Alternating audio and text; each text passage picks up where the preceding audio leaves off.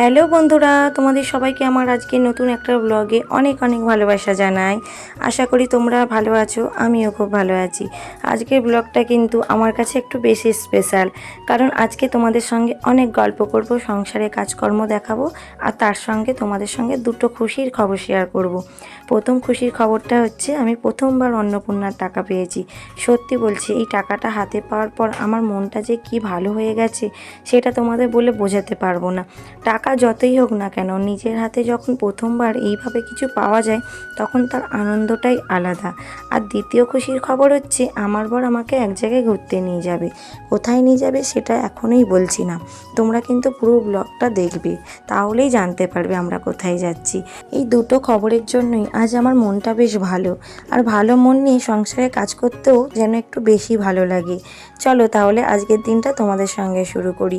তো তোমরাও কি অন্নপূর্ণার টাকা পেয়ে গেছো? যদি পেয়ে থাকো আমায় কমেন্টে জানাও। তো আমার উঠোনারে সব কিছুটা ঝাড় দেওয়া ভালোভাবে হয়ে গেছে। আর এই দেখো, এই বেগুন গাছটা যে দেখতে পাচ্ছ, এখানে না আনাজগুলা ফেলে এই বেগুন গাছটা হয়েছে। তো খুব ভালো লাগছে দেখতে, জানো তো, বেগুন গাছটা অনেকগুলো বেগুন ধরেছে। আর এবারে চলে এসেছি আমি মায়ের ঘরটা ঝুল ঝাড়তে। তো কালকেই তোমরা ব্লগে দেখেছো আমি আমার ঘরের ঝুলটা ঝেড়েছি। আমার শরীরটা কালকে খুব একটা ভালো ছিল না বলে আর বাকি ঘরের পরিষ্কার করতে পারিনি, তাই আজকে ভাবলাম মায়ের ঘরের ঝুলটা ঝেড়ে নিই। তো মায়ের ঘরের ঝুলটা ঝেড়ে নিয়ে বাকি কাজগুলো চলো করে নিই।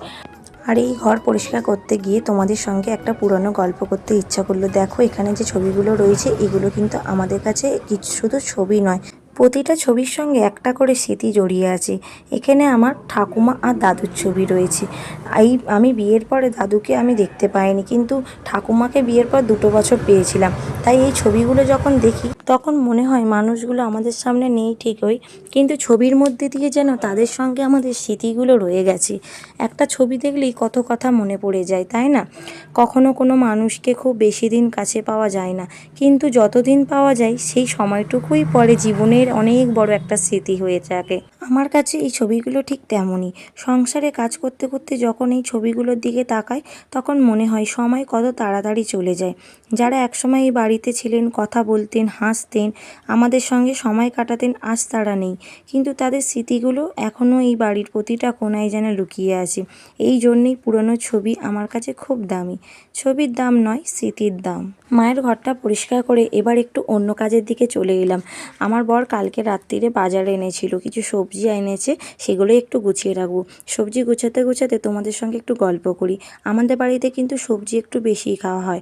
শাকসবজি থাকলে ভাতের সঙ্গে একটা ভালো করে তরকারি হলে আমার খাওয়া বেশ হয়ে যায়। আমাদের চাষেও মাঝে মাঝে অনেক রকম সবজি হয়, আর যেগুলো আমাদের চাষে হয় না সেগুলোই বাজার থেকে কিনে আনি, কারণ সবজি খাওয়াটা আমাদের কাছে খুব গুরুত্বপূর্ণ মনে হয়। আমাদের শ্বশুরবাড়িতে বিয়ের আগে থেকেই সবাই শাকসবজি একটু বেশিই খেত, তাই বিয়ের পর এসে আমারও এই অভ্যাসটা আরও বেশি হয়েছে। আমাদের বাড়িতে যদি একদিন ভাত, ডাল আর একটা সুন্দর সবজি থাকে তাহলে কিন্তু খাওয়াটা বেশ জমে যায়। আর শাকসবজি দিয়ে কত রকম রান্না করা যায়, একই একটা সবজি দিয়ে কখনো ঝাল, কখনো ভাজা, কখনো তরকারি, কত কিছুই করা যায়, তাই না? এই দেখো, তোমাদের সঙ্গে গল্প করতে করতে আমার সবজিগুলো সব গুছিয়ে নিচ্ছি। তো সবজিগুলো আমি এক এক করে চিকে করে রেখে দিচ্ছি। আমি চিকে করেই বেশি ফ্রিজে রাখি, এতে আমার মনে হয় যে সবজিগুলো একটু বেশি ভালো থাকে। আর দেখো না, কাঁচা লঙ্কা এক চিকচিকির বেশি তোমাদের সেদিনকে দেখালাম, কত মা তুলে নিয়ে এসেছে, তবুও আবার বাজার থেকে কিনে এনেছে। এগুলো কোনো মানে হয় বলো না? তো এই দেখো, আমার গোছানো কমপ্লিট হয়ে গেছে। এবারে ভাবছি ফ্রিজটা একটু ভালো করে মুছে নিয়ে তারপরে ফ্রিজে একটা একটা করে গুছিয়ে রাখবো। আমি এগুলো ঠিকঠাকভাবে রেখে দিই, মাকে রাখতে দিই না। কেন বলো তো? আমি যেহেতু রান্নাবান্না করি, তাই কোন কাগজে কোন জিনিসটা আছে সেটা আমি ঝট করেই দেখে নিতে পারি।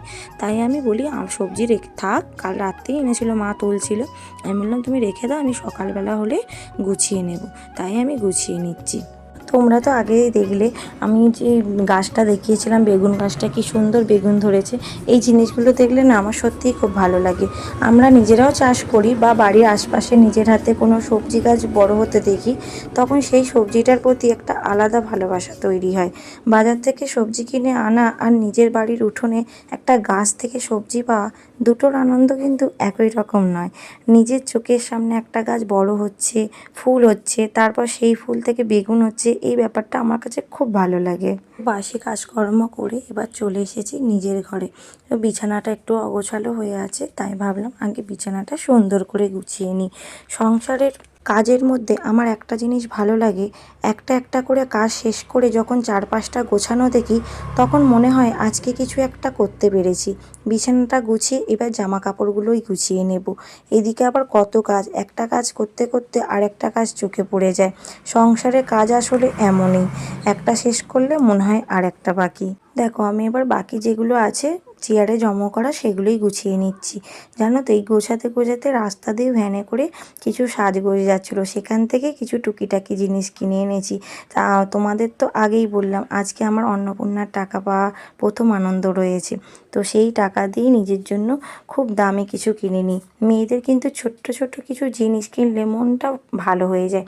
প্রথমেই কিনেছি একটা দেখো সিঁদুর কৌটো আর একটা ছোট্ট কানের দুল। তো আমার তো সোনার কানের আছে, সব সময় তো আর সোনার কানের পরে সব জায়গায় যাওয়া যায় না, তাই ওইটাই কিনেছি। তাই দেখো সেফটি পিন নিয়েছি, একটা নেল পালিশ নিয়েছি। এই জিনিসগুলো হয়তো খুব ছোট্ট খুব সাধারণ, কিন্তু নিজের পছন্দ করে নিজের জন্য কিছু কিনলে আনন্দটা অন্যরকম। বিশেষ করে মেয়েদের তো এই ছোটোখাটো জিনিসগুলো কিনলে মনটাই ভালো হয়ে যায়, তাই না? দেখো তোমাদের সঙ্গে কথা বলতে বলতে আমার কাজটা কতটা এগিয়ে যাচ্ছে। আমার গোছানো প্রায় হয়ে গেছে। চলো এগুলো এবার জায়গার জিনিস জায়গার মতো রেখে দিই। তো দেখো এবারে কানের দুলটা আমি পরে নিয়েছি। কানের দুলটা কতটা সুন্দর তাই না?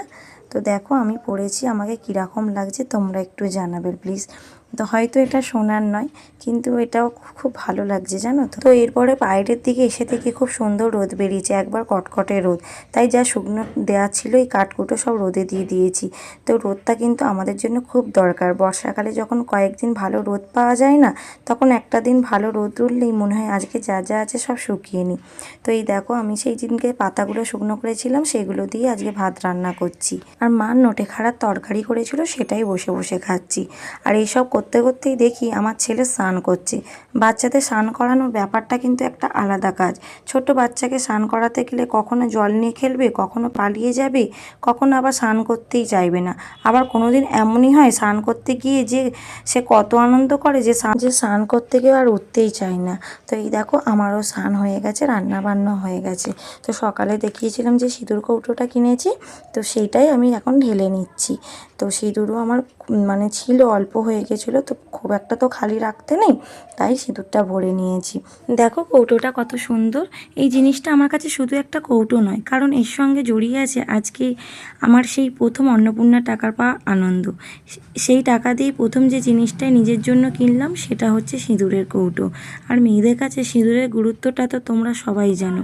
আমার কাছে সিঁদুর শুধু সাজ নয়, সিঁদুর পরার সময় মনে হয় এর সঙ্গে কতগুলো সম্পর্ক, কতগুলো দায়িত্ব, কতগুলো ভালোবাসা জড়িয়ে আছে।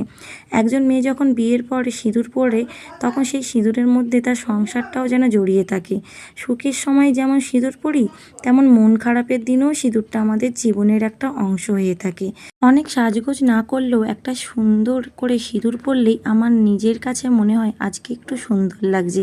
তাই বলি মেয়েদের কাছে সব গয়না সব সাজের জিনিসের মধ্যে সিঁদুরের জায়গাটা একটুই আলাদা। এবার আমি একটু সিঁদুর পরে নিয়েছি, দেখো কত সুন্দর করে সিঁদুরটা পরলাম। এই সিঁদুরটা পরার সময় আজকে আমার মনে হচ্ছে জীবনে বড় বড় জিনিসের পাশাপাশি ছোট ছোট আনন্দও কিন্তু অনেক দামি। আমি এবারে ঠাকুরকে সেবা দিয়ে দিয়েছি। তো ভিডিওটা আজ এই পর্যন্ত, দেখা হবে নেক্সট ভিডিওতে। যদি ভিডিওটা ভালো লেগে থাকে লাইক সাবস্ক্রাইব করে আমার পাশে থাকবে। Bye bye.